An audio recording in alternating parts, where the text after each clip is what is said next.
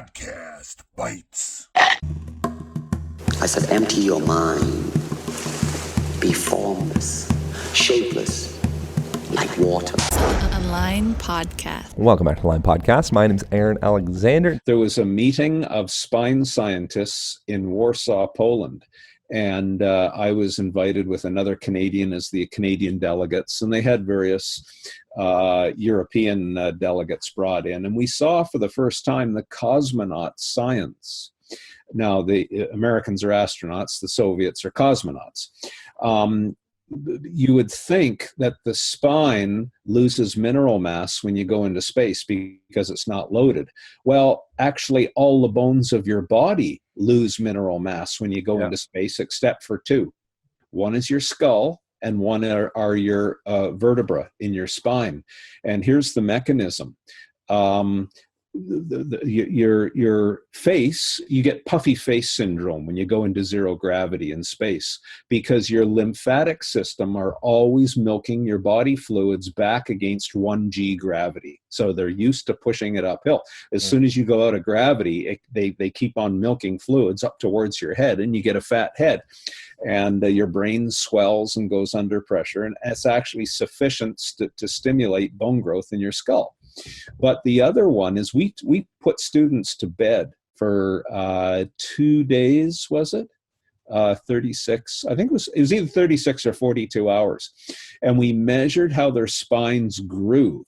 Now, we knew from the cosmonaut program that some of the cosmonauts grew almost a couple of inches their first 24 hours in space, because the discs are hydrophilic and they keep sucking up fluid. So when you go to, let's just take that as part of the start. When we measured these students going to bed, you know your spine is a bit shrunken when you go to bed. You're actually shorter at the end of the day because hydrostatic pressures are squeezing fluid out of your discs all day long. But then when you go to bed, the fluids get sucked up in your discs, and in the morning, you're actually taller. Well, as it turns out, that equilibrium stress level comes back after 8 hours in bed. And this was our contribution to it. If you stay in bed longer, your spine keeps on growing, just like if you were in weightlessness. And then the discs become so full of water, they put your spine under stress, sufficient to build bone. Wow. So isn't that interesting? It's opposite. But the cosmonauts and astronauts, many of them are on painkillers for spine pain when they're in space. A lot of people don't know that. So yeah, your body does go haywire, to use your words, when they're in weightlessness.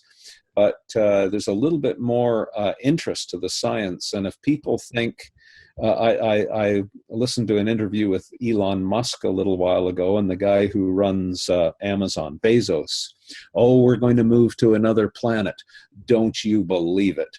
Our bodies are so tuned to 9.8 meters per second squared G-force. It's unbelievable. Your eyes are going to go funny.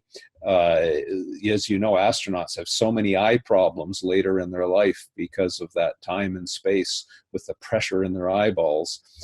Your body is so tuned. You can't live at 0.6 gravity like on Mars or something like that. It's your body, it just won't adapt to that extremeness. Yeah. One of the interesting things that Joan Vernikos gets into in that book is she says that the experience in space, it almost seems as though it like accelerates the aging process. Like a lot of things, similar effects happen, but it's like, 5-10 times more faster. And so with that, she's looking at, okay, well, maybe we can harness the power of actually being in relationship to gravity to kind of almost like reverse aging or slow down aging, or put our bodies more of a place of continual homeostasis, equipoise, balance, all that stuff. Is there something to that? I would say in the grandest of large principles, absolutely there is. Great. Yeah, so you use that word homeostasis. If your body's adapted one way, I can't think of a system where it wouldn't reverse. If the drivers of the adaptation are normalized back once again. Avocado, motherfucker.